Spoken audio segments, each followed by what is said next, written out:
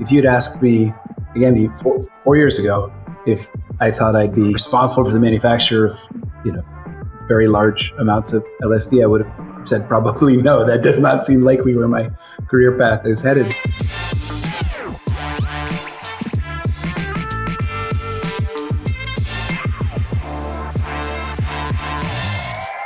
Well, Dan, hey, thank you so much for taking the time to have this conversation. Really excited about this.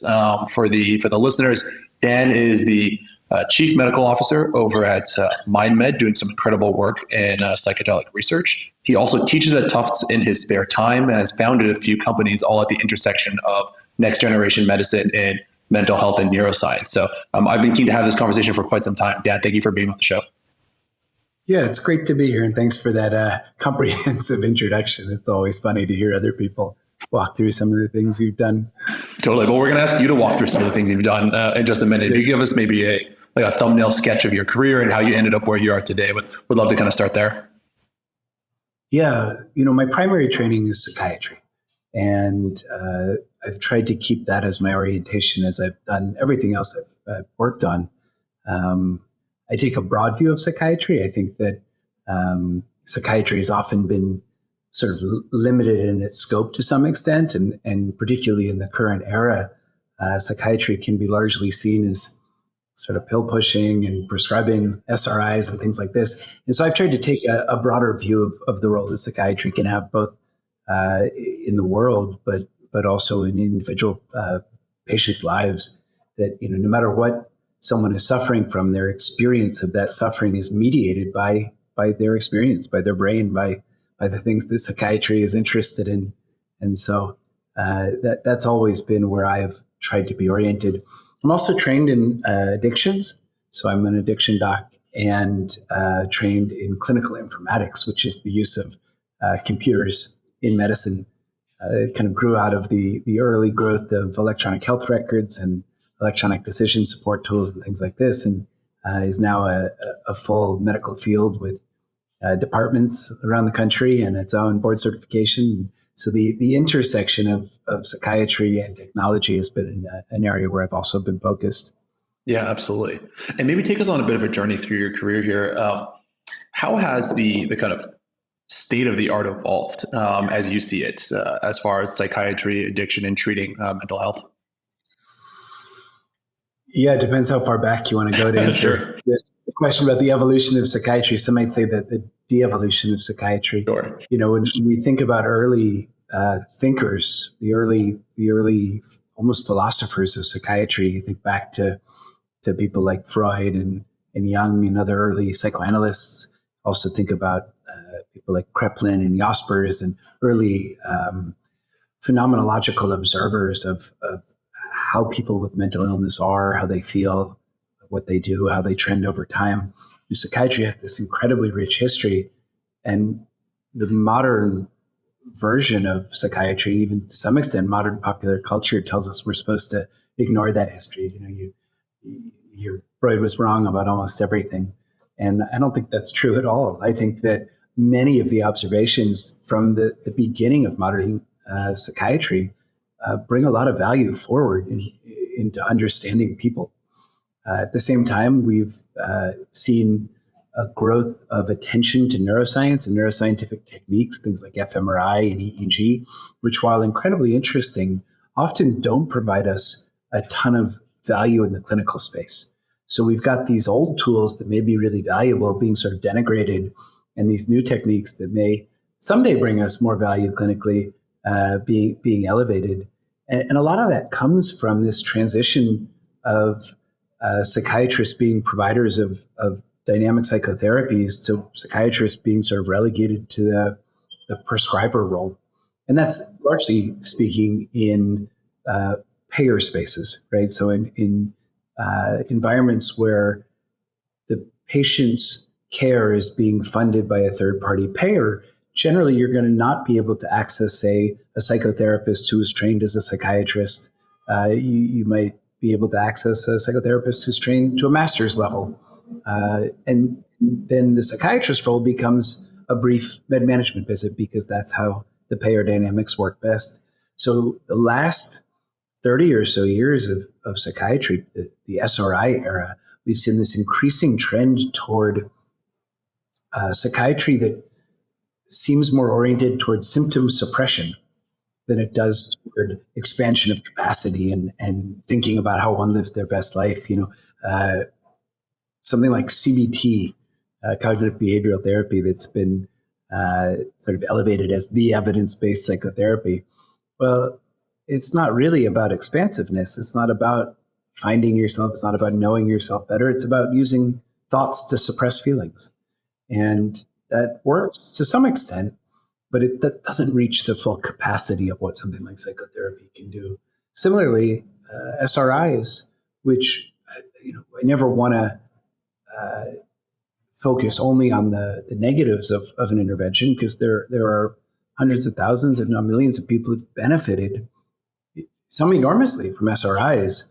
But SRIs are about bad feelings being suppressed, right? They don't help people to experience their best feelings. They tend not to elicit stronger positive feelings, but they can, for some people, help the bad feelings be less bad.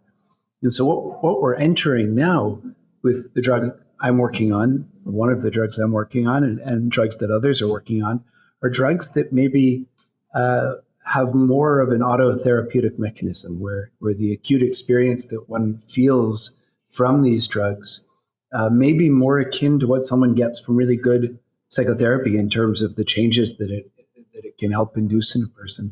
So I think that these drugs get the attention they get in the popular imagination and certainly in psychiatric circles, because they seem at some level to offer a return to a hopefulness, a return to a psychiatric intervention that helps people to feel and be better in the world, maybe to feel more like themselves even. Sure. So almost like a shift from suppression as a treatment modality to, fundamental curative effects. And I probably don't have the right words. You have better words than I do for that.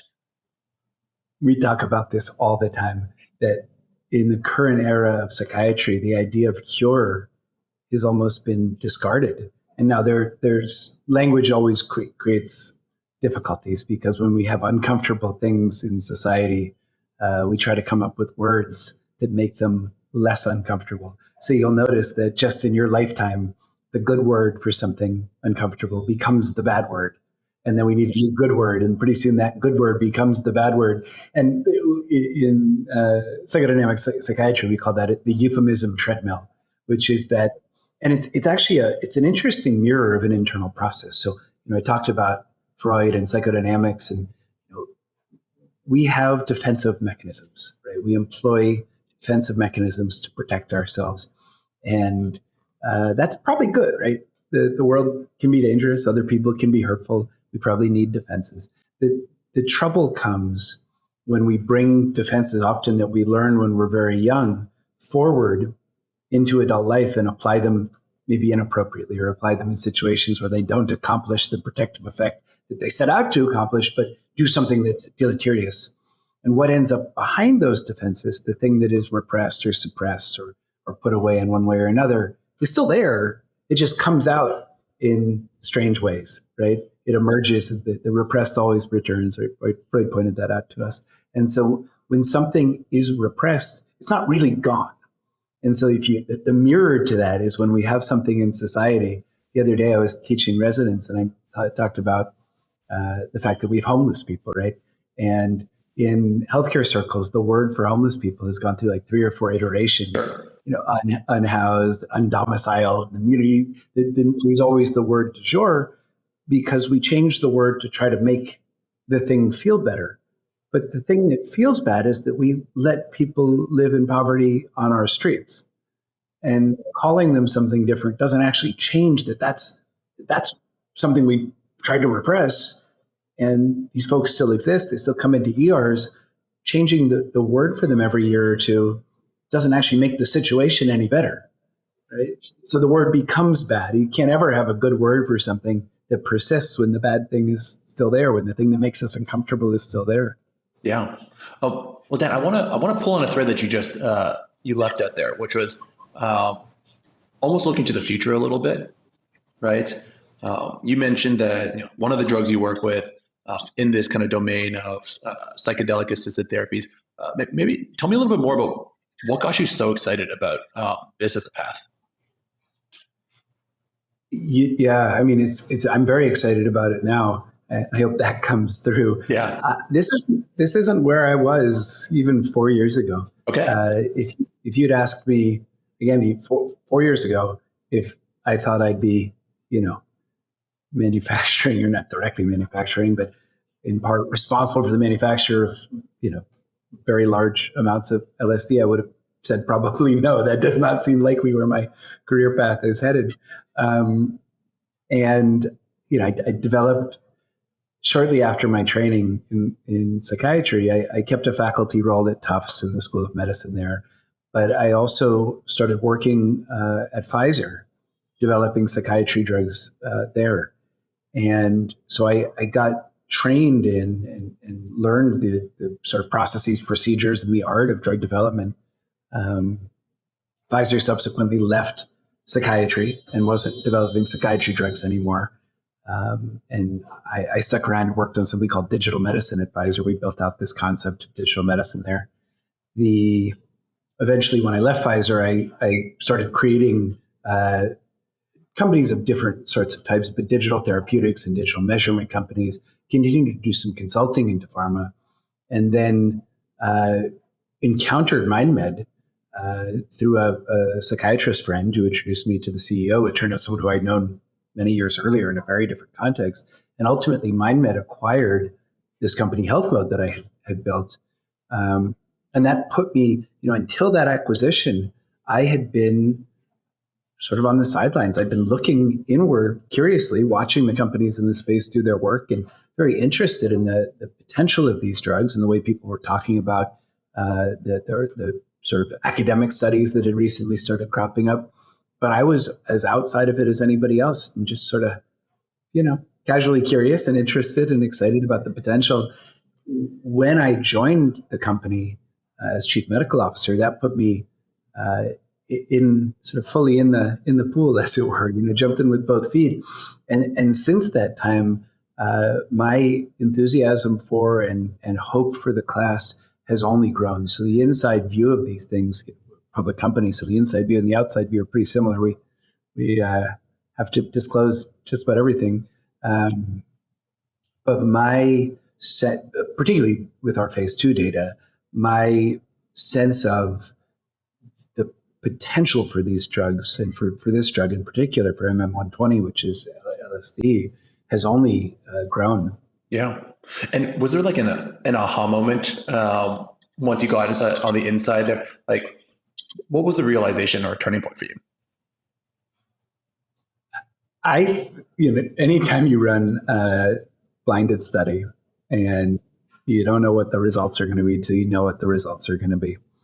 And when I finally got to see the analysis of our phase 2 data, particularly when we saw the 12-week analysis, and we saw that for patients starting with what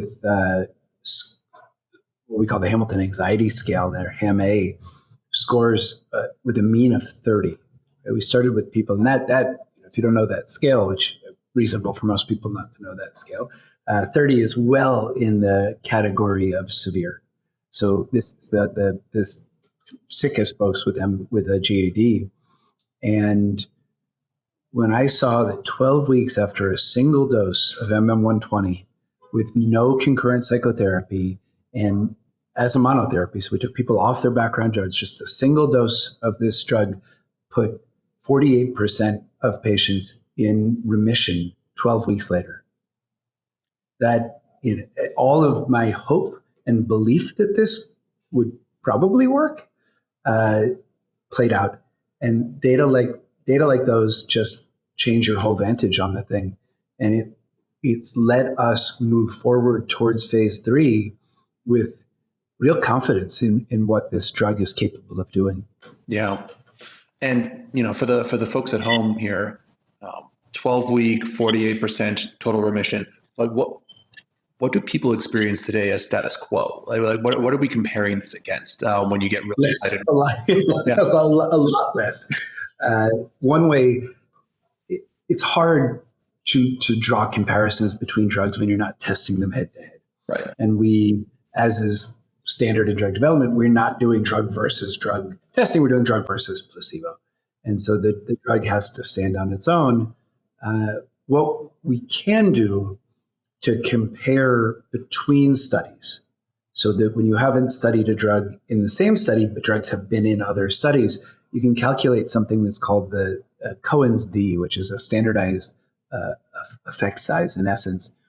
And the Cohen's d for pooled studies of other GAD treatments is around 0.3 to 0.4. For SRIs, it's like 0.36.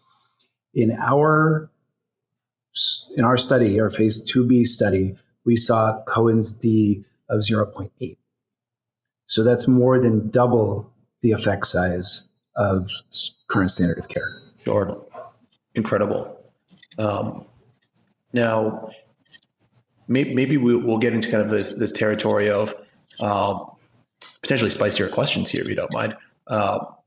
There's a lot of ink has been spilled on psilocybin and other psychedelic or psychedelic adjacent therapies. Why do you believe so strongly in LSD versus some of these other ones? How should we be thinking about that? You're exactly right. There's been a lot of attention paid to psilocybin. There's been more recent research in psilocybin. And when you see that, it's reasonable to ask the question, well, why did this early renaissance of psychedelics focus on psilocybin? And we've had the opportunity to talk to folks who were involved in pulling these molecules back out of sort of research obscurity, let's say. And the answer was, well, it seemed like a much easier academic political request to say, I'd like to work on psilocybin than I'd like to work on LSD. LSD picked up more cultural baggage in the 60s, leading to their illegalization and the creation of the DEA and all these things that led to them not being particularly accessible for research. And in part, that was because the interest in psychedelics in the 50s and 60s was to a large extent spurred by the discovery of LSD in the late 30s and the discovery of its effects in the 40s. So that LSD kind of became the poster child for big bad psychedelic and all the risks and all the different. You talk about the socio-political, socio-cultural impacts of all this, and you can see their impacts on the left and impacts on the right. The hippies were using, the CIA was using it. Who knows who was giving it from where to where? And, these stories get pretty muddled, but so it just seemed like a bigger lift to start working with LSD. The reality, though, is that in that early psychedelic period of interest, LSD was far more studied, and it was the drug that sort of offered the best promise of the class. And so for us, LSD seemed like an obvious choice. It seemed like it's a place where other folks weren't going. It is a very potent molecule. It has some difficulties with manufacturing and stability and things like this that we've been able to solve for. But it's a drug that I think offers promise that maybe even exceeds what the class, though it has drugs in the class have similarities in their acute effects. They certainly also have differences in their acute effects. And there's every reason to think that there may be differences in their long-term effects. Some research has shown that LSD has, we talk about neuroplasticity as one of the effects of these drugs. And the period of neuroplasticity from LSD seems to be longer than with other drugs in the class. So there are some specific promises that LSD offers. And what we're trying to do is research that can reveal those. Fascinating. Now, as I dig deeper into the landscape here, I'm seeing MDMA for PTSD, psilocybin, ketamine for depression, LSD for GAD. How should I be thinking about these different kind of intervention types and why they're mapping to specific indications? Like, what's the logic there?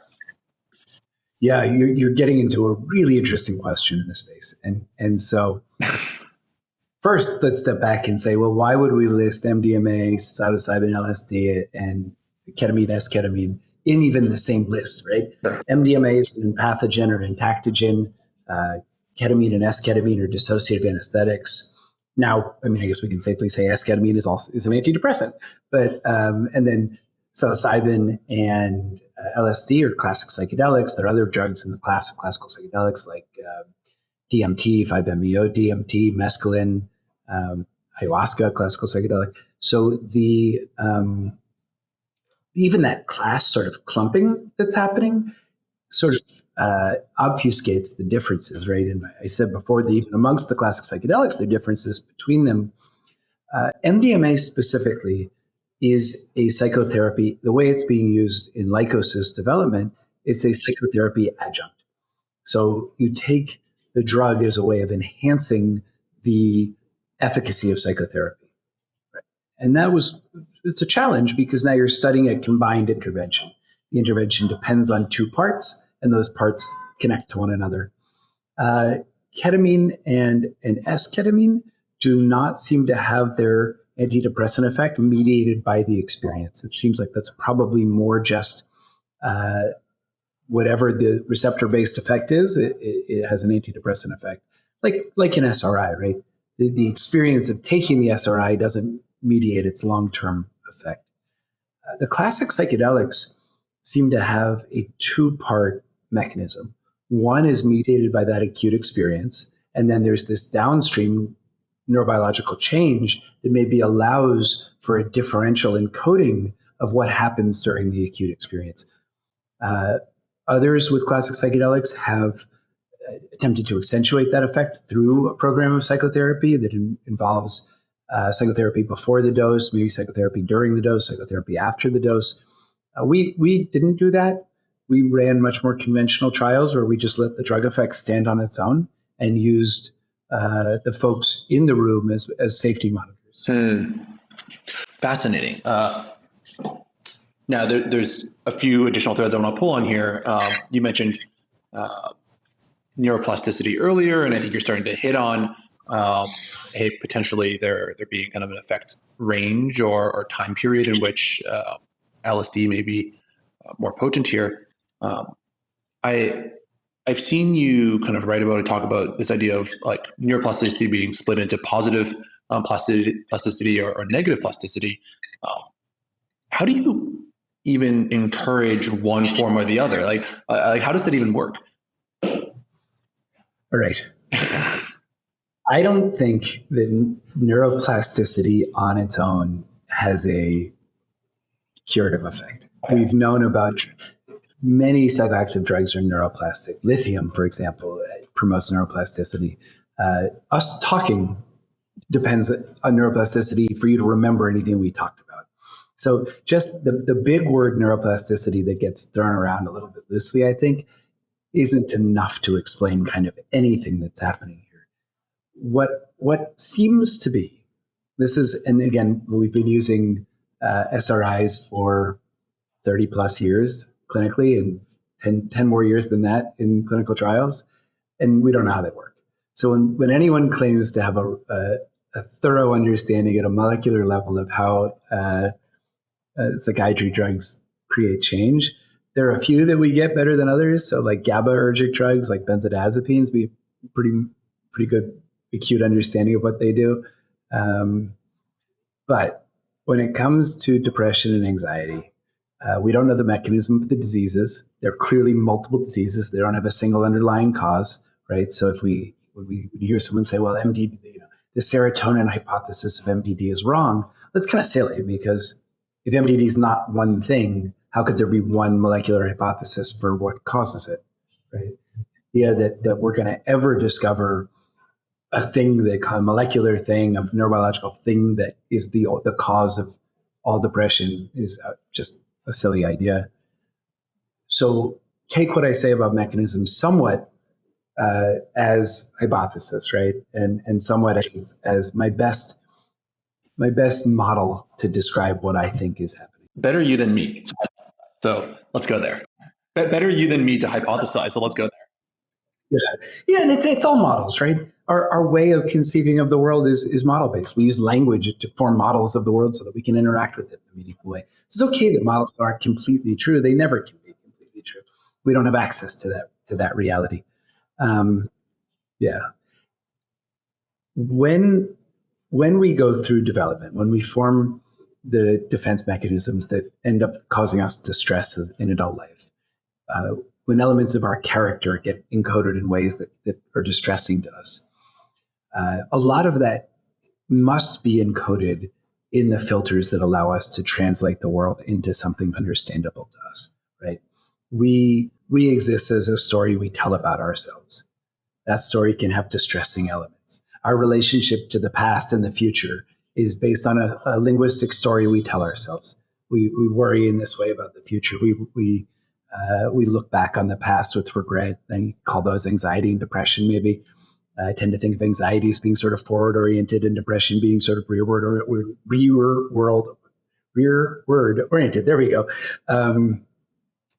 And what we know, so if we think of our distress also being encoded in the filters that allow us to experience the world in a meaningful way, well, those filters are what LSD turns off, right?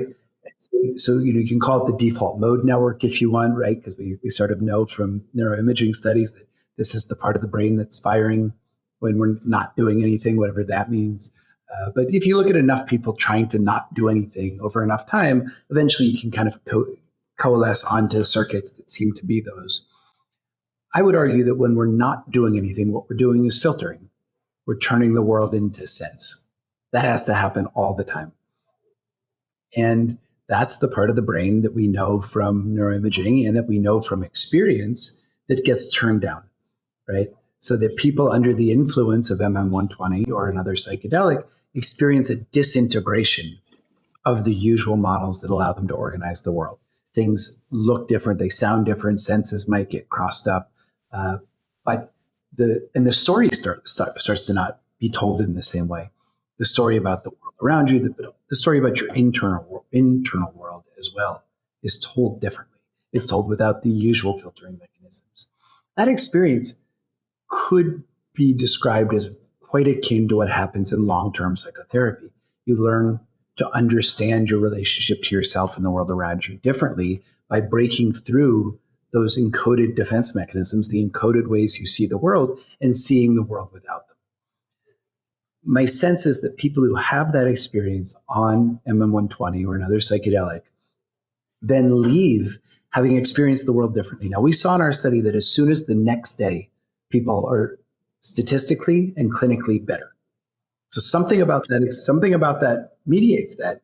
And then they stay better in many cases, right? 48% remission 12 weeks later.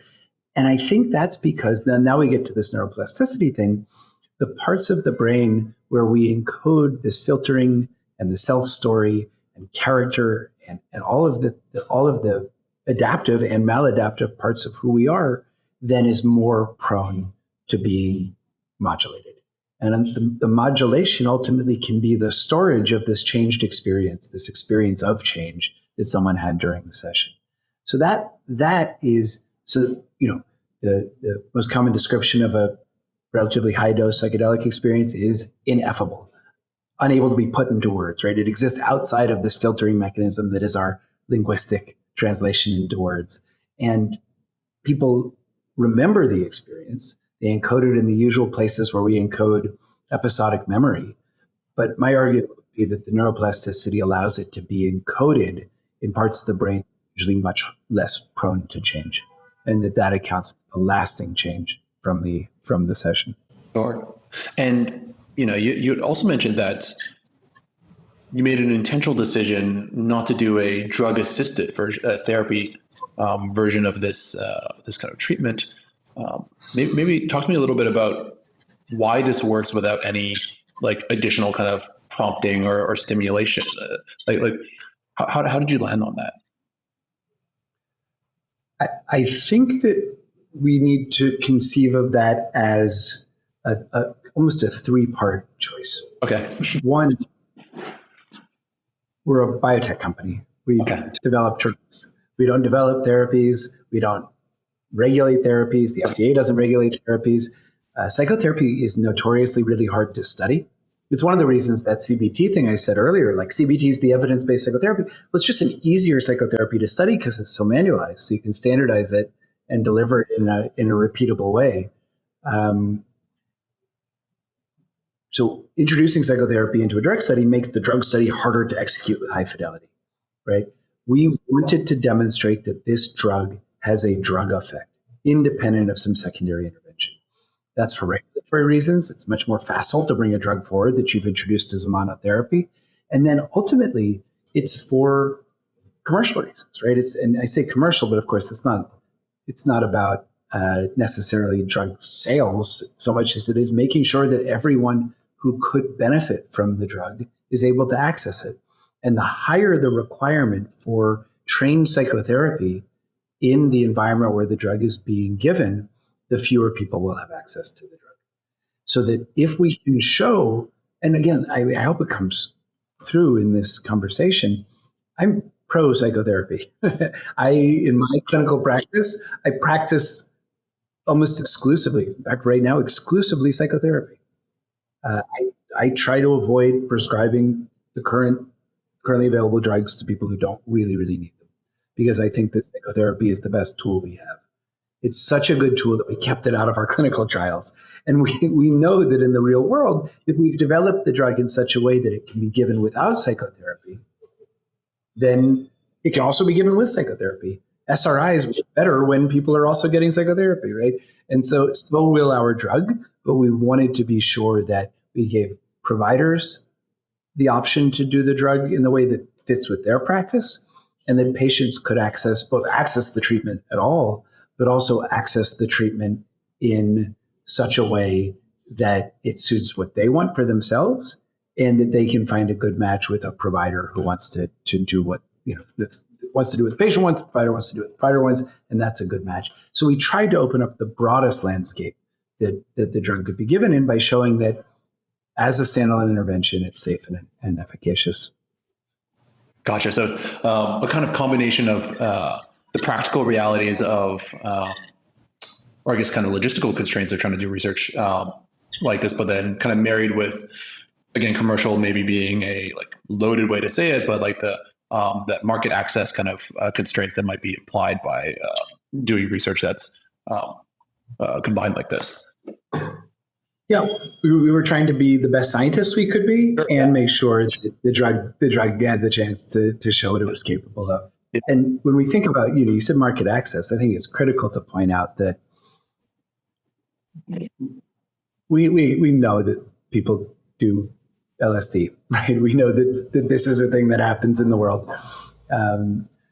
This is not just for them, or it's not even necessarily for folks who can get LSD today. This is probably people that ask us, are you worried that you're just going to have people enrolling in your trials to get acid? Like, no, I think if you know how to buy LSD today, our clinical trial is the least efficient way to get access to drug.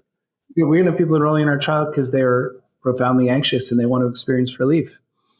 And the same is true for when we think about real world clinical use. The goal here is to make this a credible drug that has gone through all the regulatory hoops and hurdles, and is then something that is acceptable to people who would never in a million years consider accessing street drugs, or buying and taking LSD on their own. The point of this is to make this accessible, both from a sort of sense of safety and sense of efficacy standpoint, but also from a payer coverage standpoint. If we don't get broad payer coverage for this, we haven't done our jobs very well. So it's on us to be sure that we're demonstrating the value of the drug to society, to individuals, and to payers. Yeah, and that kind of maybe is a nice intro into MM120, and I can't believe we're almost at the end of our show here, and I'm just starting to ask you, about MM120, but like how is this specific version of LSD different from what you might be getting, on the street or elsewhere? It's manufactured to pharmaceutical standards, which is a starting point, which, this is probably the highest quality LSD that's ever been manufactured, because it's made to the same standards as any other pharmaceutical agent. We also have a proprietary oral dissolving tablet formulation. LSD on its own is notoriously unstable, so it breaks down in the presence of light and moisture. And so by creating this oral dissolving tablet formulation, we make a highly shelf stable version of MM120 that's quickly absorbed and has a reliable and knowable what's called PK curve, right? Pharmacokinetic curve. So we're able to describe the way that the drug enters the body through absorption and the way it's broken down by metabolism and how long it sticks around in the interim really tightly. Yeah. Are there any things that you had to maybe strip out or like specifically change as you thought about producing a pharmaceutically optimized version of LSD? The chemical itself stays the same. Okay. But all of this formulation work we did to get to the ODT, this was challenging. And, we have a very talented manufacturing group who worked on this process. We have a good partner in Karlin, who is the manufacturer of the Zydis formulation. But getting to this formulation, even to bring the formulation into phase 3, we had to test it against the formulation we used in phase 2 that was capsules. So we've done additional studies to characterize the PK of the drug in the different formulations. So there's a lot of background work that goes on, including clinical pharmacology studies Sure. that inform our ability to get to a regulatory outcome that we want. Sure. And this is a nice place for us to start to converge here at the end. How do you think about threading the regulatory needle for something like this that's frankly never been done before? How do you think about that? Well, we certainly organized the phase 3 programs and our phase 2 program around regulatory approval, around making this seem as approvable as possible. And to do that, we ran studies that, aside from the intervention being an unusual one, the rest of the study should be really familiar to regulators. We've just had an end of phase 2 meeting with FDA and have come to agreement on a phase 3 program that we think will be able to bring us to a regulatory approval. And so everything we do is in these clinical studies is meant to be familiar, recognizable, and generate robust evidence for safety and efficacy. We talk a lot about psychedelic exceptionalism, and that there seem to be people in the space who think psychedelics are categorically different from any other psychiatry drug that's existed. They certainly have some differences, and as we've shown, they have some real differences when it comes to efficacy, but that doesn't mean that the development process should look different. The process of developing these drugs ought to look like the process of developing any other psychiatry drug, and the evidence base really ought to be the same. Yeah. Is there a certain amount of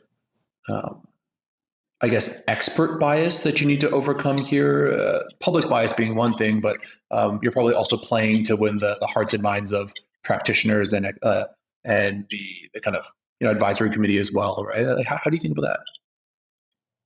Well, I'll say among psychiatrists, there's just a ton of enthusiasm for drugs in this class, and we've heard increasing enthusiasm for MM120 specifically. So when I teach residents and ask people what they're excited about in psychiatry, this is it, right? This is why people I've now met a number of residents who pick psychiatry as a specialty because psychedelics are coming down the tracks. We watched the last AdCom, again, not for psychedelic and for a drug with assisted therapy, with a lot of interest, and feel really confident that the issues that were encountered at the AdCom are issues that we've been planning to encounter and working to ameliorate, to mitigate since the beginning of our development program. So we're really confident that what we are putting together from phase 2 through to phase 3 is a package that will be satisfactory and address each of the concerns that's been raised in the prior AdCom. And we were able to front run a lot of this because these issues were predictable. Sure. And let's imagine, this phase 3 goes according to plan. We're post-approval now. And maybe we're a few years post-approval. I'm curious now about competitive landscape.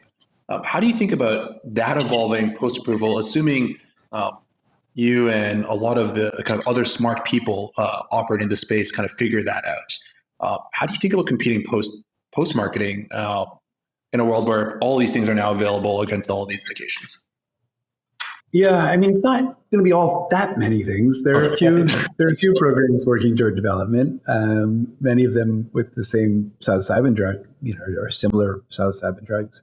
There are enough people in distress, so we tend to think in terms of demonstrating the best data we can for our drug, showing how efficacious it can be, showing good durability of effect, doing the legwork to make sure we have payer relationships as quickly as possible. What we want to do is make our drug the obvious choice when someone walks into a psychiatrist's office or a clinic in distress. So for us, it's not so much about competition as it is about building just the absolute best evidence for the use of our drug that we can, and providing tools and guidance to providers so that they feel comfortable with using the drug, they feel comfortable prescribing it, they feel comfortable monitoring sessions if that's the role they take on, that they're confident they'll be reimbursed for the time they spend doing those things. For us, it's all about making as low friction a path to uptake as possible, and having generated a data set that shows providers and ultimately patients that this is something that could be helpful with their distress. Yeah. Well, Dan, I feel like I could sit here and learn from you all day. My kind of closing question for you here is there anything I didn't ask about that I should have? Well, I think there's always more. We can always say more about these drugs. But no, I think for where we're at now and for a first conversation, we covered the important stuff. Yeah. Well, Dan, hey, again, thank you for spending the time with me here today. I learned a lot, and I'm sure folks who are listening along are appreciating it as well. Well, it's a total pleasure to be here, and I suspect we'll have more to talk about in the future. So happy to come back. Absolutely, we should plan on a revisit once things are thoroughly in the works. Awesome, perfect.